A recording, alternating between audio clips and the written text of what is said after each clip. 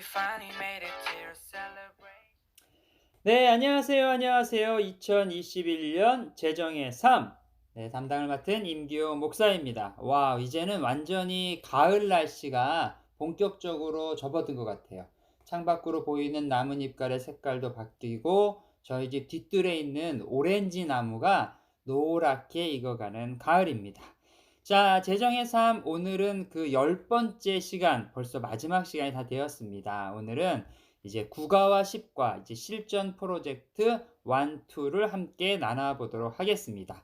자, 지금까지 여러분들 같이 함께 나눈 프로젝트들 앞에 있는 오디오북 클립들을 한번 보시면 이런 일들을 했구나라는 걸 알게 되실 것 같아요. 가정의 재정에 대한 프로젝트를 이번 9과에서는 좀 한번 해보도록 할게요. 여러분 이게 뭐 구체적으로 개인적인 일이니까 가정적인 일이니까 완전히 다 공개를 하시는 것보다는 객관적으로 우리 가정의 재정의 상황들을 한번 점검하고 분석해서 해결 방안을 만들어 보는 시간이다라고 생각하시면 좋을 것 같습니다. 네, 부부가 함께 하셔도 되고요. 개인이 함께 마음을 모아서 진행해 주셔도 될 것 같습니다. 자, 먼저 첫 번째는 뭐냐면 우리 가정의 수입에 대한 것들을 한번 점검해 볼 필요가 있을 것 같아요. 한 달 평균 근로 수입은 얼마인가요? 또 한 달 평균 자본 수입은 얼마인가요? 예전에 한번 말씀드린 것처럼 근로 수입은 내가 시간당이나 뭐 이렇게 연봉이나 뭐 이렇게 월로 받은 어떤 일을 해서 땀 흘린 일을 해서 받는 그러한 나의 수입을 얘기하는 거고요. 자본 수입은 말씀드린 것처럼 예를 들어서 어떤 어 투자를 해서 투자에 대한 기금을 받는다든지 연금을 받는다든지, 그리고 어떤 내가 무슨 에어비앤비 뭐 이런 거, 아니면 내가 있는 자산으로 집을 사서 그 집에서 뭐 쉐어를 돌린다든지 뭐 이런 것도 될 것 같아요. 이런 어떤 근로수입과 자본수입이 얼마인지를 한번 해 보시고요. 그리고 두 번째, 그렇다면 우리 가정의 지출에 관한 이야기를 또 좀 해 봐야겠죠. 그렇다면 한 달의 평균 고정 지출은 얼마일까요? 고정 지출은 내가 이렇게 조정할 수 없는 것, 예를 들어서 렌트비, 그다음에 뭐 융자금 뭐 이런 것들 있잖아요. 조절할 수 없는 것들은 얼마인지, 그다음에 한 달 평균 추가 지출. 추가 지출은 뭐 내가 약간 그래도 조절할 수 있다. 공과금, 뭐 주유비, 식비, 그다음에 뭐 교회 하는 헌금. 그렇다고 헌금을 뭐 냈다 안 냈다 이렇게 얘기하는 게 아니라 우리가 결단한 대로 또 하나님께 드리겠지만, 어떤 그런 것들을 추가 지출로 한번 해 보는 거죠. 저는 이제 목회 이외에도 공연이나 또 행사 같은 것들을 기획하는 일들을 제가 또 하고 있어요. 근데 그러다 보면 여기저기 외부에서도 어떤 행사가 필요하실 때 그 행사들에 대한 도움을 요청하실 때가 있는데, 그럼 제가 가 가지고 제일 먼저 하는 게 뭐냐면 "이번 행사를 진행하실 때 예산을 얼마나 잡으세요?"라고 꼭 물어봐요. 그러면 대부분의 분들이 사실 크게 생각 안 하시거든요. 뭐 대충 뭐 그냥 뭐 "이 정도면 되지 않겠나? 저 정도면 되지 않겠나?" 이렇게 말씀을 하세요. 그럼 예. 그럼 그때부터 이제 디테일하게 들어가는 거죠. 행사를 해야 되니까 장소 대여비는, 그다음에 출연료는, 그다음에 뭐 들어가야 될 여러 가지 뭐 대여비들 뭐 이것저것들 쫙 다, 그다음에 준비 비용, 뭐 비용, 인건비 딱 해 보면 항상 생각했던 것보다 더 많이 지출이 되어지는 거죠. 그러니까 어떤 지출 그런 리스트를 갖다가 꼼꼼하게 따져 보시고, 그리고 항상 전체 지출의 한 20% 정도는 예비 지출을 할 가능성을 가지셔야 돼요. 그렇지 않으면 너무 타이트하게 짜 놓으면 꼭 하다가 오버되는 경우가 있더라고요. 그렇게 되면 또 수입에 대한 것들도 되게 힘들고 그렇게 하기 때문에, 특별히 그 수입을 더 늘리는 것보다는 지출을 줄이는 것이 훨씬 쉽다는 거 다시 한번 강조를 드리고요.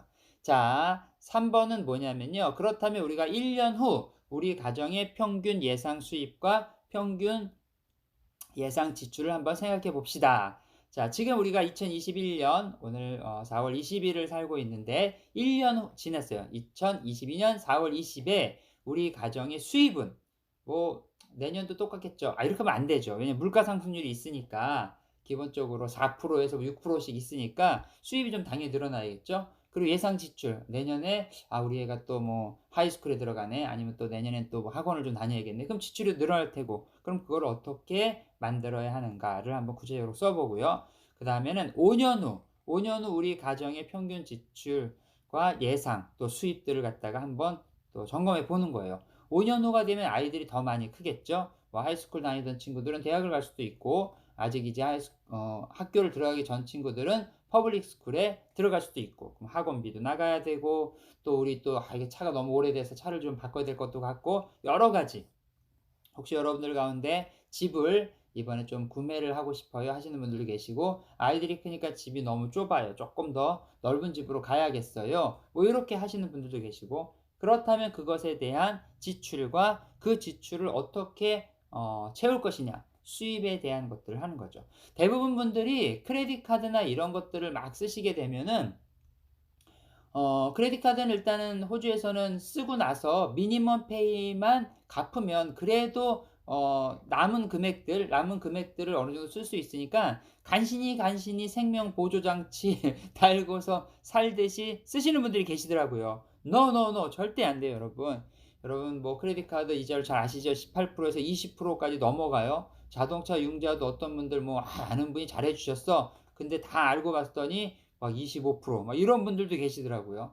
그러니까 여러분들 정말 중요한 건 진짜 지출을 얼마 하고 있는가가 중요한 거예요. 그래서 그런 것들도 한번 보시고 그리고 크레딧 카드 같은 걸 쓰시고 너무 이게 크다. 저희는 크레딧 카드 다 없앴거든요. 나중에 그걸 알게 된 다음에. 그래서 이제 열심히 갚고 있어요. 열심히. 그리고 조금 금액을 한 방에 다 갚으면 너무 좋지만 그렇지 못하더라도 어느 정도씩 갚게 되면 그래도 이게 뚝뚝뚝 떨어져서 조금 숨통이 트이는 경우가 또 생긴답니다.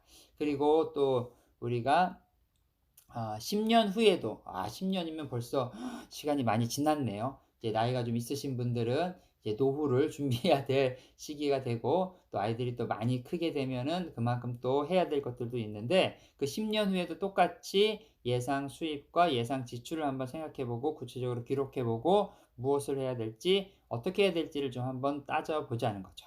자, 이렇게 쭉 이렇게 1년치, 5년치, 10년치를 한번 쭉 점검을 해 보신 이후에 그다음에 마음에 한번 생각해 보시는 거예요. 우리 가정의 재정 독립 기념일은 언제쯤이 될 것입니까?를 한번 구체적으로 또 그걸 위해서 어떠한 계획을 세우고 있는지를 한번 보는 거죠.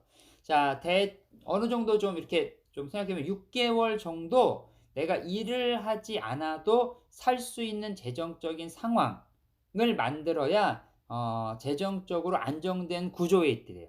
6개월 정도. 그러니까 대략 뭐 한 주에 그냥 뭐 500불 정도 잡을게요. 그러면 한 주에 500불이면 뭐 한 달이면은 뭐 2,000불 되겠죠? 2,000불. 그러면 2,000불인데 뭐 렌트비를 제가 기준으로 500불 잡았으니까 그냥 이것저것 뭐 써. 그래 가지고 한 달에 3,000불 저렴하게 잡았어요. 그러면 또 3,000불에서 6개월 쓰니까 3, 6, 18 하니까 18,000불 되겠네. 거기다 또 그래도 한 20% 정도인데 조금 더 잡아 가지고 그냥 애들을 하면은 대충 2만 불 정도 뭐 담는 거예요. 그러니까 예를 들어서 우리 가정에 재정적인 안정한 구조가 있어요. 그러면 어쨌든 간에 우리가 2만 불 정도는 500불을 기준으로 봤을 때요. 렌트비. 그 정도는 그래도 통장에 안정적으로 있어야 큰일이 생겨도 일들을 갖다 해결할 수 있다라는 거죠. 자, 근로수입에 적용이 되는 부분이겠지만 여러분 무슨 얘기냐면 저거예요. 재정적인 환경들을 일을 해서 버는 돈을 갖다가 계속 그냥 내가 뭐 일해서 벌면 되지 이렇게만 근로수입에만 계속 연연하면서 살게 되면은 예를 들어서 65세가 넘거나 이제 체력적으로 많이 좀 부담되는 시간이 오면은 그때부터는 정말 살기가 힘들게 된다는 거죠. 연금 좀 나오고 뭐 하죠. 그렇죠. 그러니까 고렇게 사는 것보다 여러분들 이걸 반드시 아셔야 돼요. 특별히 우리 이민자들 가운데서는 몸으로 하시는 일들이 되게 많잖아요. 그렇다면 반드시 이제 지난주 강의 들으신 것처럼 매니지먼트의 역할로 자신의 잡들을 바꿔주셔야 그렇지 않으면 나중에는 너무 많이 힘들게 말년을 보낼 수가 있다라는 거죠. 우리의 재정 관리는 반드시 기분파가 되어서는 안 되고요. 계획파가 돼요. 계획파. 그러니까 자녀들이나 또 누구 뭐 친한 사람들하고 내가 이번에 쏜다! 기분이다라고 해도 그 기분은 사실은 계획적인 기분이어야 된다는 거예요. 그래야지 우리가 성경에서 약속하신 그 약속의 계명인 쓰고도 남는 삶을 말년에도 누릴 수 있다라는 겁니다. 자, 9장에 있는 내용들은 요 정도로 좀 정리를 하면 될 것 같아요. 여러분들이 실전 프로젝트 첫 번째 우리 가정의 재정에 대한 이야기를 좀 했고요. 두 번째 실전 프로젝트 2는 뭐냐면 이제 10과인데요. 당신에게 만약 10만 불이 주어진다면 당신은 어떤 일을 하고 싶습니까? 사람마다 좀 다를 수가 있는데 그냥 제가 작은 카페 정도 하나 생각을 해서 10만 불로 했고요. 목사님 저는 그릇이 커요. 그래서 한 50만 불, 100만 불짜리 해야 되지 않겠어요? 괜찮아요. 그건 마음대로 하시면 되고요. 그렇게 정하고 플랜을 한번 짜 보시면 될 것 같아요. 자, 우리 실전 프로젝트 두 번째 이제 기업을 만드는 거 하기 전에 말씀을 좀 읽어 드릴게요. 마태복음 25장 14절에서 30절 말씀인데 우리가 잘 아는 말씀인데 한번 들어보세요. 또한 하늘나라는 어떤 사람이 자기 종들을 불러 재산을 맡기고 여행을 떠나려는 것과 같다. 그는 종들의 능력에 따라 각각 5달란트, 2달란트, 1달란트를 주고는 여행을 떠났다. 5달란트 받은 종은 곧장 가서 그 돈으로 장사를 해 5달란트를 더 벌었다. 마찬가지로 2달란트 받은 종도 2달란트를 더 벌었다. 그러나 1달란트 받은 종은 가서 땅에 구멍을 파고 주인의 돈을 감춰 두었다. 시간이 흘러 그 종들의 주인이 집으로 돌아와 종들과 결산하게 됐다. 5달란트 받은 종이 주인에게 5달란트를 더 가져와 말했다. 주인님은 제게 5달란트를 맡기셨습니다. 자, 보십시오. 제가 5달란트를 더 벌었습니다. 그러자 그의 주인이 대답했다. 잘했다, 착하고 신실한 종아. 내가 작은 일에 충성했으니 이제 더 많은 일을 맡기겠다. 와서 내 주인의 기쁨을 함께 나누자. 2달란트 받은 종도 와서 말했습니다. 주인님, 제게 2달란트를 맡기셨습니다. 자, 보십시오. 제가 2달란트를 더 벌었습니다. 그의 주인이 대답했다. 잘했다, 착하고 신실한 종아. 내가 작은 일에 충성했으니 이제 더 많은 일을 맡기겠다. 와서 내 주인의 기쁨을 함께 나누자. 그때 1달란트 받은 종이 와서 말했습니다. 주인님, 저는 주인님이 굳은 분이라 심지 않은 데서 거두시고 씨 뿌리지 않는 곳에서도 곡식을 모으시는 것을 압니다. 그래서 저는 두려운 나머지 나가서 주인님의 돈을 땅에 감춰 두었습니다. 보십시오. 여기 주인님의 것이 있습니다. 주인이 대답했다. 이 악하고 게으른 종아, 내가 심지 않은 데서 거두고 씨 뿌리지 않은 곳에서 곡식을 모으는 줄 알았느냐?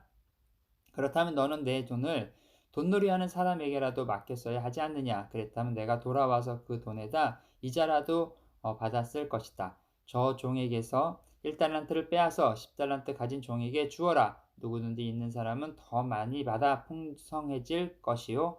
없는 사람은 있는 것마다 모두 빼앗길 것이다. 이 쓸모없는 종을 바깥 어둠 속에 내쫓아라. 거기서 슬피 울며 이를 갈게 될 것이다. 아멘. 말씀이 너무 길지만 여러분 잘 알고 계시죠? 달란트의 비유라는 내용이에요.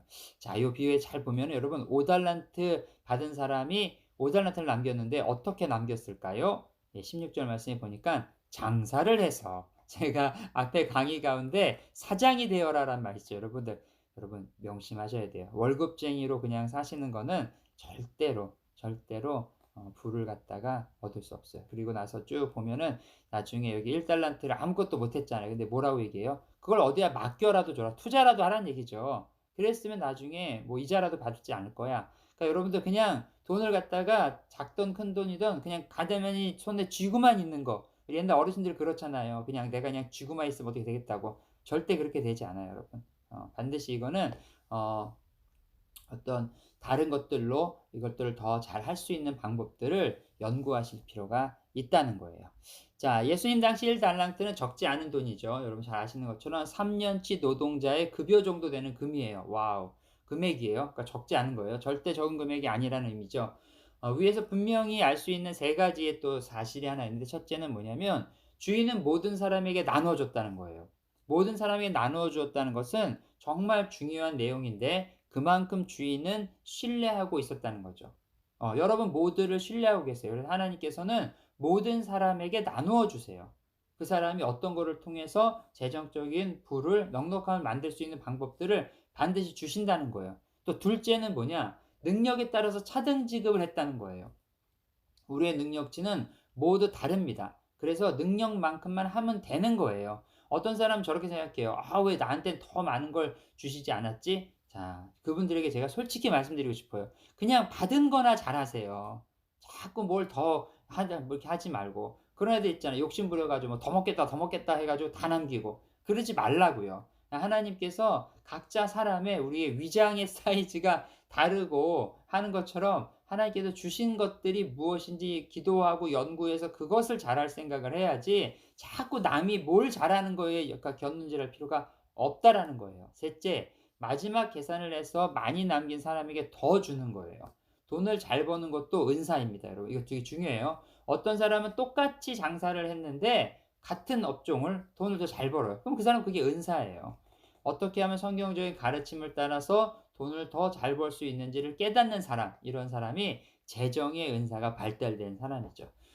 이 시대에 사실은 이런 재정적인 은사가 발달된 사람이 너무 필요해요. 하나님의 일을 할 것이 너무나 많은데 다들 어렵고 힘들다라는 말만 계속 하고 있기 때문에 좀 이것들에 대해서도 여러분들 좀 깨닫게 되기를 소원합니다. 10간의 일터에 관한 프로젝트예요. 말씀드린 것처럼 똑같이 뭐 내용을 다 공개할 필요는 없지만 객관적으로 정확하게 내가 비즈니스를 지금 하고 있는 분들은 하고 있는 것의 기준으로, 또 하고 있지 않지만 내가 한번 이런 계획을 세워볼까 하고 프로젝트들을 많이 계획해 보는 거 너무 중요해요. 특별히 객관적으로 노팅을 하면서 하는 건 더더욱 중요하고요.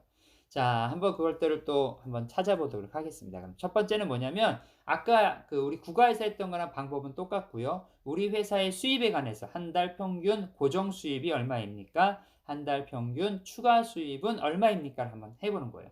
우리가 이만큼 벌고 있는데 이만큼 또 이렇게 버는 것 같아. 이렇게 한번 점검해 보는 거죠. 두 번째, 우리 회사의 지출에 관해서 한 달 평균 고정 지출이 있어요. 뭐 렌트비, 융자비, 인건비 이렇게 꾸준히 어쩔 수 없이 나가야 되는 것들이 있고, 한 달 평균의 추가 지출 중에서 고정 지출 말고 추가 지출은 또 어떤 것이 있는가, 뭐 시설을 조금 더 우리가 투자를 해야 되겠어요. 그다음에 세금, 뭐 직원의 복지, 공과금, 주유비, 또 원자료, 구매비 뭐 이런 것들 좀 내야 돼. 그럼 이제 그런 것들도 쭉쭉쭉쭉 해서 한번 만들어 보자는 거죠. 자, 이렇게 한 다음에 1년 후 우리 회사의 평균 예상 수입과 예상 지출을 생각해서 기록해 봅니다. 자, 비즈니스는 그로잉업이 돼야 돼요. 아주 좀 속도가 느릴 수도 있지만 그리고 반드시 그로잉업이 돼야 돼요. 뭐 가다가 잠깐 주춤할 수도 있어요. 하지만 어쨌든 정상을 향해서 계속 올라가는 곡선을 만들어 줘야 되는 거죠. 그래서 내년에 우리 여러분들의 회사는, 여러분들의 상상의 회사든 아니면 직접 운영하시는 회사의 수입을 한번 적어 보시고요. 그 다음에 또 예상 지출도 한번 또 적어 보시고요. 똑같은 방법으로 또 5년 후에 우리 회사의 예상 수입은 얼마입니다. 우리는 50만 불입니다. 우리는 뭐 100만 불입니다. 뭐 이렇게 해가지고 해보시고, 그리고 지출은 얼마 될까요? 100만 불인데 지출이 110만 불입니다. 이렇게 하면 남는 게 없잖아요. 그러니까 그런 것도 좀 잘 이렇게 만들어 보시고, 또 10년 후 우리 회사의 예상 수입, 저는 10년 후에 저희가 사옥을 지을 거예요. 와, 할렐루야. 뭐 이렇게, 그 다음에 거기서 우리가 또 이걸 위해서 또 어떤 일을 하겠습니다. 이렇게 딱딱딱딱 한번 또 맞춰 보자는 거죠. 그래서 10년 후 우리 회사의 자산 규모는 얼마나 될 것 같습니까를 한번 여러분들 생각으로 만들어 보시는 거예요. 예를 들어서 작은 비즈니스의 경우, 작은 비즈니스, 뭐 저는 작은 카페를 하나 하고 있어요. 뭐 우리 조그만 이렇게 뭐 식당을 하고 있어요. 괜찮아요. 그럴 때는 한 달 수입을 곱하기 10배 정도 하면 대략의 자산 규모가 나온다 하더라고요. 우리가 한 달에 뭐 저희 가게가 뭐 하루에 뭐 그냥 조금 잡을게 뭐 1000불씩 팔아요. 그러면 한 달이면 얼마입니까? 뭐 3만 불 되겠죠? 그러면 그렇게 30만 불 되겠네요. 뭐 이렇게 한다는 거죠. 그러니까 대략 이렇게 비즈니스 플랜을, 소규모 비즈니스 플랜을 짜실 때는 이렇게 하면 좋다 하더라고요. 예를 들어서 렌트비가 500불이에요. 500불. 그러면 월화수목금토일 주일까지 있잖아요. 뭐 주일은 쉬더라도. 근데 그러면 이 하루 월요일 날 번 돈으로 이 내가 하고 있는 비즈니스의 렌트비가 나오는 정도의 수입의 구조를 만들면 된대요. 그러니까 내가 장소가 뭐 아주 작아. 그래서 한 달에 뭐 한 200~300불 정도, 한 주에 200~300불 나가. 그러면 그 하루에 평균 수입이 한 200~300불 정도면은 이 비즈니스는 그래도 선순환에 가는 거죠. 그리고 이 장소가 커. 그래서 여기는요, 뭐 한 주에 렌트비가 뭐 3,000불이에요. 그러면 그 가게는 하루에 3,000불 정도 매상을 올릴 수 있는 그 비즈니스가 구조가 돼야지 되는 거예요. 어떻게 되겠지? 절대로 안 돼요. 어떻게 되겠지는 없어요, 재정에서는. 플랜을 짜고 아주 이 플랜에 대해서 꼼꼼하게 점검을 할 때 하나님께서 축복을 해주시고 이것들이 늘어나는 거지, 어떻게 되겠지는 아무것도 없다는 것 아셔야 돼요. 자, 그리고 비즈니스에 좀 차이는 있지만 정말 잘 됐어. 그래서 하하하 목사님 저희 회사가 저 주식에 상장을 했습니다. 빰빠라밤 빰빰빰 빰빠라밤 막 이렇게 됐어요. 그러면은 이제 주식은 여러분 잘 아시는 것처럼 이렇게 보면 나오죠. 뉴스 보면 뭐 어떤 회사가 시가총액이 얼마다. 이거 어떻게 계산을 하냐면요. 그 회사의 주식 하나, 한 주라 그래요. 한 주 주식 하나에 곱하기 전체 주식에 그걸 갖다 하는 거는 거예요. 주식이 이 회사 주식이 예를 들어서 뭐 100불이야. 근데 전체가 뭐 100만 주야. 그러면 얼마야? 100만, 1000만, 뭐 이렇게 가는 거죠. 뭐 그런 식으로 계산을 하면 시가총액이 나온다는 얘기입니다. 자, 그리고 여러분들 만약에 10년 후 자산 규모를 예상을 했다면 이를 위해서 구체적으로 어떤 것을 준비하고 있을까요? 자, 여러분들 한번 점검해 보시면 좋을 것 같아요. 자, 이제 제가 마무리를 하겠습니다. 여러분 10주간 너무너무 수고 많이 하셨고요. 이 시대에 하나님께서 찾으시는 사람이 있어요. 어떤 사람인지 아세요? 바로 거룩한 부자예요. 거룩한 부자. 거룩한 부자는 우선순위를 잊지 않는 부자예요. 내가 왜 부자가 되었는지, 하나님 나를 왜 부자로 만드셨는지, 그러면 나는 이 부자로서 어떠한 철학을 가지고 살아야 하는지, 그리고 하나님 나라를 위해서 무엇을 해야 될지, 하늘의 재물을 내가 어떻게 사용할지를 아는 것이 바로 거룩한 부자라는 거죠. 죽음을 맞이하는 사람들은 아무것도 가지고 가지 못해요. 오직 하늘나라를 위해서 준비를 했던 사람만 준비했던 것을 얻을 수 있다는 거죠. 그렇기 때문에 이 땅의 재물을 잘 사용하는 것이 너무 중요해요.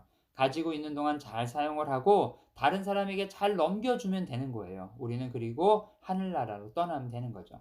10주간 나눈 것들을 삶에서 여러분들 꼭 실천해 보십시오. 지출을 줄여서 저축을 하세요. 근로수입만 생각하지 말고 자본 수입도 생각하세요. 머릿속으로 수많은 비즈니스 모델을 만들고 가상 비즈니스를 실험해 보세요. 가장 좋아하는 일을 재정 수입과 연결할 수 있는 방법을 찾아보시고요. 어떻게 하면 하늘나라 은행을 넉넉하게 만들 수 있는지도 고민해 보세요. 한 가지 한 가지 실천을 하다 보면 재정 독립 기념일을 맞는 날이 오게 되고요. 그런 날이 하나님께서 축복하시는 날이 될 겁니다. 자, 그럼 제가 마지막으로 마태복음 6장 33절, 34절 말씀 읽고 재정의 삶을 마무리하도록 하겠습니다. 오직 너희는 먼저 그의 나라와 그의 의를 구하라. 그러면 이 모든 것도 너희에게 더해 주실 것이다. 그러므로 내일 일을 걱정하지 마라. 내일은 내일이 맡아서 걱정할 것이요. 한낮의 괴로움은 그날에 겪는 것으로 충분하다. 아멘.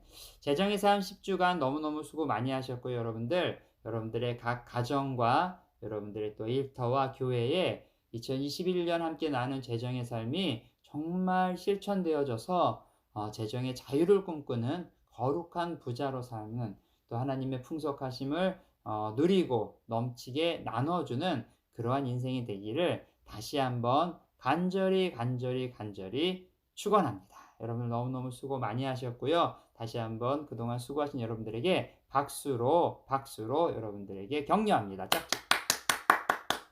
자, 여러분 너무 수고하셨습니다. 자, 재정의 삶 여기서 마치고요. 다음에는 제가 리더의 삶을 준비하고 있어요. 리더의 삶. 아마 좀 다 준비가 되는 대로 오픈을 할 텐데요. 또 이 시대에 또 리더가 많이 필요하고 또 리더가 무슨 일을 할 것인지 가정에서 또한 일터에서 교회에서 리더가 무엇을 통해서 하나님의 영광을 돌릴 것인지 어떻게 리더가 되는지에 대한 이야기를 좀 나눠보도록 하겠습니다. 특별히 리더는 태어나는 것이 아니라 만들어지는 것이다. 여러분들 다시 한번 감사드리고요. 그럼 여기서 물러가겠습니다. 저는 임기호 목사였습니다.